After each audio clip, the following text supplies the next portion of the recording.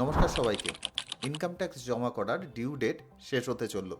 খুব তাড়াতাড়ি এই জুলাই মাস শেষ হয়ে যাবে এবং ডিউ ডেটও শেষ হয়ে যাবে। তা এখন অনেক মানুষেরই একটা চিন্তা রয়েছে যে কবের মধ্যে তাদের ইনকাম ট্যাক্স রিটার্ন জমা করতে হবে, কেননা আগের বছর ইনকাম ট্যাক্সের যে ডিউ ডেট তার মধ্যে বেশ কিছু পরিবর্তন হয়েছিল। তা আজকের ভিডিওতে আমরা দেখব কাদের কাদের এই জুলাই মাসে তাদের ইনকাম ট্যাক্স রিটার্ন জমা করতে হবে এবং কাদের তারপরেও রিটার্ন জমা করলে হবে। এবং এটাও সাথে সাথে দেখব যদি সময় মতন রিটার্ন আমরা জমা না করি তাহলে কী ধরনের পেনাল্টি আমাদের উপর লাগতে পারে, এছাড়া কী কী সমস্যা আমাদের হতে পারে। আমরা যদি ভিডিওর প্রথম অংশে চলে যাই তাহলে দেখতে পাবো যে এই চাকরিজীবী যারা রয়েছে তাদের যে ডিউ ডেট আছে সেটা কিন্তু 31শে জুলাই রয়েছে। এবং এই চাকরিজীবীদের জন্য যে ফর্ম প্রযোজ্য হয় ITR 1 এবং ITR 2, এই অর্থাৎ যাদের এই ITR 1 এবং ITR 2তে তাদের ইনকাম ট্যাক্স রিটার্ন জমা করতে হবে তাদের ক্ষেত্রে যে ডিউ ডেট সেটা কিন্তু 31 জুলাই রয়েছে। এবার কোনো কারণে আপনার যদি দেখা যায় যে কোনো ধরনের কোনো বিজনেস আছে, সেক্ষেত্রে আপনাকে কিন্তু ITR 3 অথবা ITR 4-এ আপনার ফর্ম ফিল আপ করতে হবে। সে যত ছোটোই ব্যবসা হোক না কেন, আপনাকে ITR 3 অথবা ITR 4-এ আপনার ফর্ম ফিল আপ করতে হবে। সেক্ষেত্রে আপনাদের যে ইনকাম ট্যাক্স রিটার্ন জমা দেওয়ার ডিউ ডেট সেটা কিন্তু 31 আগস্ট আছে।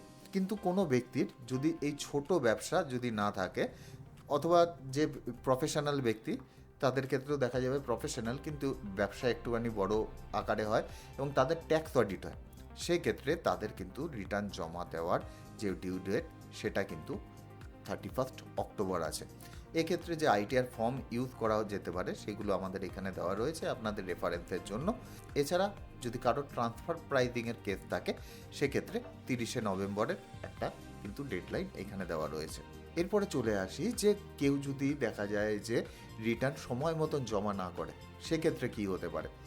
সেক্ষেত্রে আমাদের কাছে একটাই উপায় থাকে, সেটা হলো যে আমরা 31 ডিসেম্বরের মধ্যে আমরা বিলেটেড রিটার্ন জমা দিতে পারি। এই বিলেটেড রিটার্ন জমা দেওয়ার জন্য আমাদের কিন্তু 1000 টাকা লেট ফিস জমা দিতে হবে যদি আমাদের ইনকাম 5 লক্ষের মধ্যে হয়। কিন্তু আপনার রোজগার যদি 5 লক্ষের ওপরে চলে যায় সেক্ষেত্রে আপনাকে কিন্তু 5000 টাকা লেট ফিস জমা দিতে হতে পারে। সুতরাং আমরা দেখতেই পাচ্ছি যে লেট ফিসটা অনেক বড়, সুতরাং জুলাই মাস অথবা আগস্ট মাস যেটাই হোক না কেন তার মধ্যে রিটার্ন জমা করে দেওয়া অনেক ক্ষেত্রেই ভালো। কিন্তু আপনি ধরে নিলাম ডিউ ডেটে আপনার ইনকাম ট্যাক্স রিটার্ন জমাও করে দিয়েছে, কিন্তু তারপরেও আপনার রিটার্নের মধ্যে বেশ কিছু ভুল থেকে গেছে, সেক্ষেত্রে কী হবে? সেক্ষেত্রে আপনি চাইলে রিভাইজ রিটার্ন জমা করতে পারেন। রিভাইজ রিটার্ন জমা করার যে ডিউ ডেট থাকবে সেটা কিন্তু 31 মার্চ থাকবে।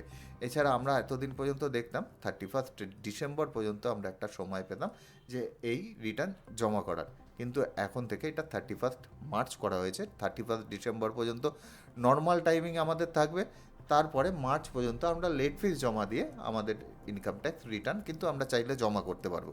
এক্ষেত্রে অনেকের মাথায় একটা জিনিস রাখতে পারে, এর আগে তো লেট ফিস জমা দিয়ে আমরা ITR ইউও করতে পারতাম, কিন্তু সেক্ষেত্রে পার্থক্যটা কী হচ্ছে? পার্থক্য একটাই, ITR ইউ করলে আমাদের কিন্তু 25% বলুন অথবা 50% বলুন ট্যাক্সের ওপর এই এক্সট্রা অ্যামাউন্টটা আমাদের পেমেন্ট করতে হতো যদি কারো ট্যাক্স পেয়েবেল থাকে।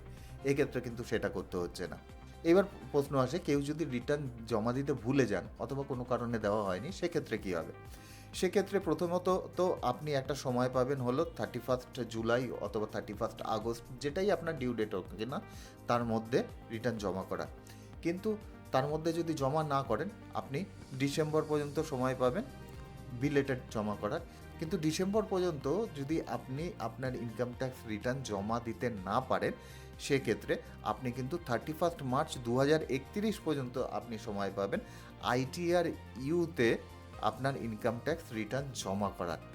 এক্ষেত্রে অবশ্যই যেই জিনিসটা আগে বললাম যে 12 মাসের মধ্যে যদি আপনি ইনকাম ট্যাক্স রিটার্ন জমা করেন সেক্ষেত্রে 25%, 12 থেকে 24 মাসের মধ্যে করলে 50% আপনাকে লেট ফিস জমা করতে হবে। এছাড়াও যে খেসারতগুলো আমাদের গুনতে হয় সেগুলো হলো আমাদের কিন্তু একটা ইন্টারেস্ট পেমেন্ট করতে হয়, এটা অ্যাডভান্স ট্যাক্সের উপরে ইন্টারেস্ট বলুন, ট্যাক্সের উপরে ইন্টারেস্ট বলুন, বিভিন্ন ধরনের ইন্টারেস্ট কিন্তু আমাদের গুনতে হয়, এবং যার ফলে দেখা যায় যে ট্যাক্সের উপরও আমাদের একটা এক্সট্রা অনেক টাকা পেমেন্ট করতে হয়। সময় মতন ইনকাম ট্যাক্স রিটার্ন না জমা দিলে সেক্ষেত্রে তো লেট ফিজ আমাদের লাগে, তার সাথে সাথে যেই জিনিসের ক্ষতি হয় সেটা হলো আমাদের যদি কোনো ধরনের কোনো লস থাকে, বিজনেস থেকে লস হতে পারে, শেয়ার অথবা ক্যাপিটাল গেন থেকে কোনো ধরনের লস হতে পারে, যে কোনো ধরনের লস যদি সেটা ক্যারি ফরওয়ার্ড করার যোগ্য হয়, সেটা কিন্তু ডিউ ডেটে যদি আমরা ইনকাম ট্যাক্স রিটার্ন জমা না করি তাহলে কিন্তু সেটা আমরা ফেরত পাবো না। এছাড়া সাধারণ যে সমস্যাগুলো থাকে, যে আমাদের লেট ফিজ দিতে হয়, অনেক সময় ইন্টারেস্ট দিতে হয়, রিফান্ড পেতে অনেক সময় দেরি হতে পারে। এটা যদিও পুরোপুরি রকমভাবে বলা যায় না যে রিফান্ড পেতে দেরি হবেই, কিন্তু আপনি যদি দেরি করে রিটার্ন জমা করেন আপনার রিফান্ড পেতে স্বাভাবিকভাবে দেরি হবে। যদি আপনি সময় মতন জমা না করেন, আপনি লস ক্যারি ফরওয়ার্ড করতে পারবেন না।